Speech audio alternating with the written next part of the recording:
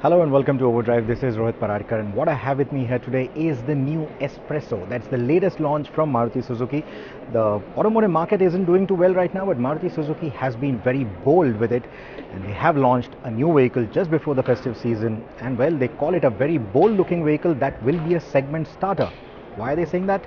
Let's take a closer look.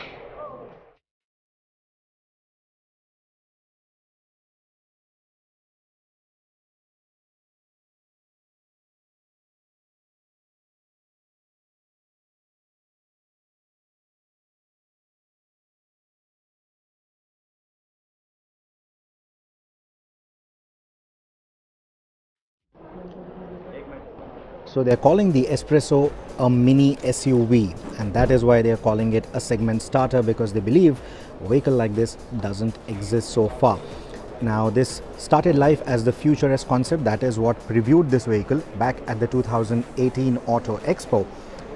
But if you remember the Future S concept, this one doesn't look anything like it, save for maybe the shade of orange that you see here.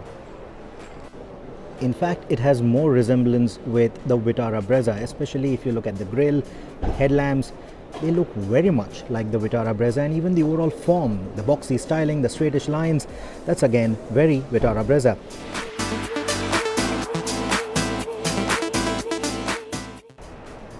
A lot of you called it a beefed up Ignis, a beefed up Wagoner, a bigger Alto.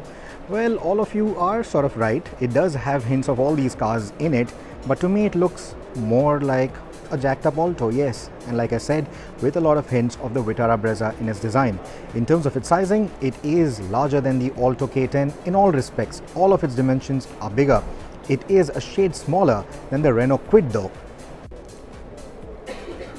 The tail also has a very simple design, fit for an entry-level car. But then you look at the black bumpers, both front and the back, detailing that looks very much like for street plates.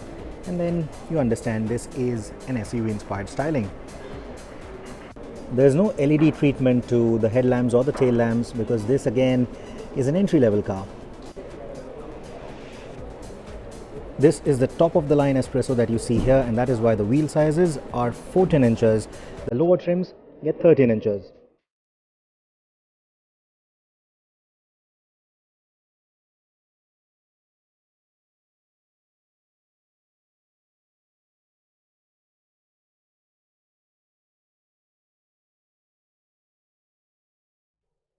The cabin of the S-Presso, however, looks quite nice.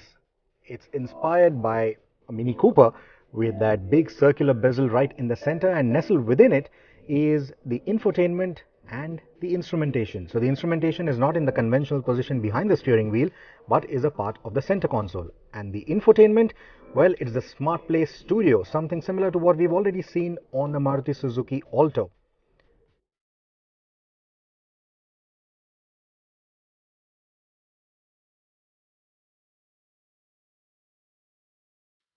The steering gets audio and telephony controls. You get power windows for the front, which are again placed within that circular bezel, whereas at the back you get manually operated windows. Maruti Suzuki says that the layout of the dashboard is inspired by sport watches, and that is something that they hope will attract a lot of young buyers to the showrooms. The boot is also quite spacious, quite deep, perfect for a car of this size and class. Talking of engines, it gets a 1-liter K10 series engine that's already in the Alto K10, but this one is now BS6 compliant, puts out about 69 PS of power and 90 Newton meters of torque. The S-Presso is available with an option of a 5-speed manual or a 5-speed automated manual, or AGS as Maruti Suzuki likes to call it.